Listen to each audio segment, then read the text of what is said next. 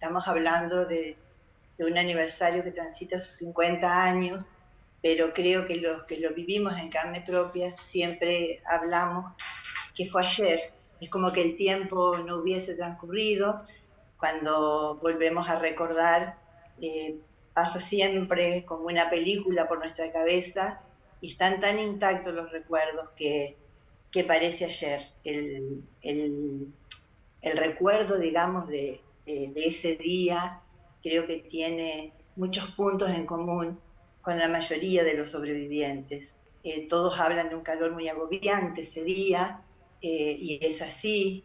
Había una temperatura extremadamente alta y una presión extremadamente baja, lo que provocaba cansancio, agotamiento, y que cuando la tromba ingresa a la ciudad y que toma un corredor, digamos, una franja de la ciudad, porque la cinta asfáltica, al tener una temperatura alta, es lo que lo atrae. Por eso, entre la Ruta Nacional número 11 y Boulevard Roque Sáenz Peña, es el desplazamiento que hace eh, este fenómeno que tanto daño causó, como te decía, no en toda la ciudad, sino en ese sector.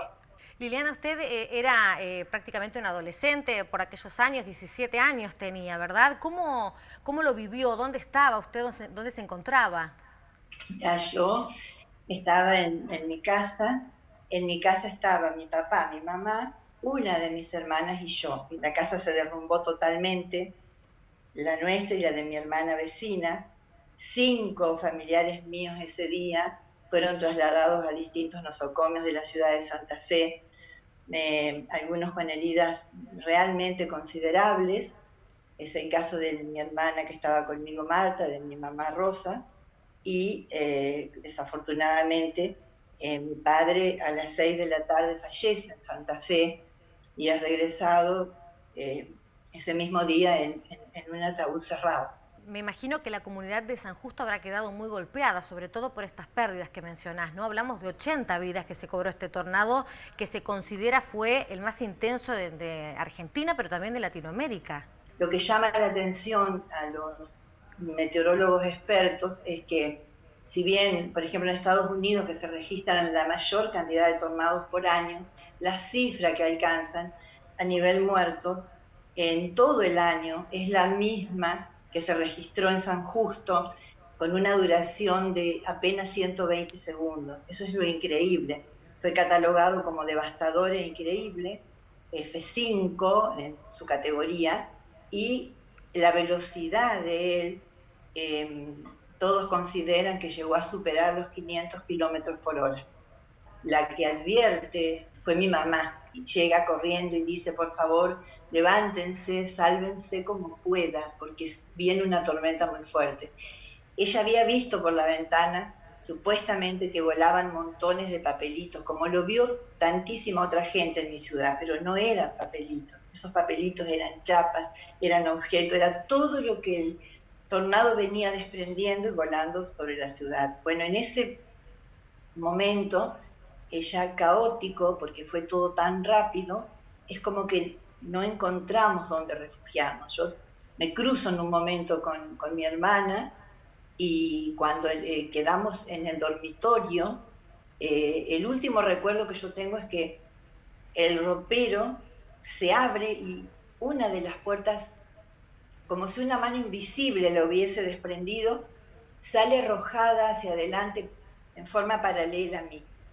Y luego de eso, el derrumbe, era como que todo, ladrillo, cemento, y el ruido. El ruido realmente lo que más nos conmocionó, porque era a un nivel enloquecedor, muy difícil de explicar en palabras, es cuando estás en el ojo del tornado. No hay manera de explicarte lo que ruge y lo que te enloquece ese sonido. Y bueno, ahí yo calculo que con todos esos golpes habré estado unos minutos desvanecida. Y cuando abrí los ojos, bueno, estaba sepultada en escombros. Una viga me oprimía el pecho, absolutamente inmovilizada, no podía girar la cabeza, no podía destrabar mis manos. nada, ninguna parte de mi cuerpo, ni mis piernas, ni mis brazos podía correr ni siquiera un centímetro.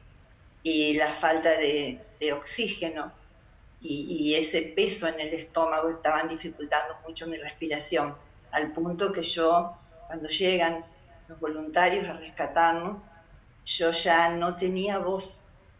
Cuando quería pedir desesperadamente auxilio, no emitía sonido. Pero mi hermana, que sabía, porque había hablado conmigo antes, pidió por favor que no se vayan, porque ellos acudían a donde escuchaban los gritos de pedido de auxilio y entonces regresaron. Escuchaba todo yo muy nítidamente, pero no podía hablar. Y bueno, afortunadamente despejaron primero mi rostro, que ahí empezó a llover torrencialmente encima de mi cara, porque luego del paso del tornado se desató una lluvia torrencial, y demoraron bastante tiempo en poder sacarme, porque mi cuerpo estaba muy aprisionado, no solo por los ladrillos, las vigas que teníamos en el techo de mi casa, sino el ropero, ese ropero de que yo hablo antes, también había caído encima mío y bueno, fue un trabajo que demoró su tiempo, pero afortunadamente sacando esos magullones, lastimaduras, marcas que parecían quemaduras en los brazos, las piernas, no tenía ninguna fractura, por supuesto me llevaron a la clínica, sí, pero en el caso de mi hermana, se le había desgarrado la carne, se le veía el hueso en el brazo, tiene más de 50 puntos colocados, o sea, una herida tremenda, una cicatriz tremenda le quedó, pero salvó su vida. Igual que mi mamá, que el motor de una bomba de agua dio contra su cabeza y la cirugía que los médicos hicieron después en su cráneo, eh, según los que ellos mismos contaban, extraían hojas de parras de su cabeza. Y bueno, y como te decía, pero al menos salvaron la vida.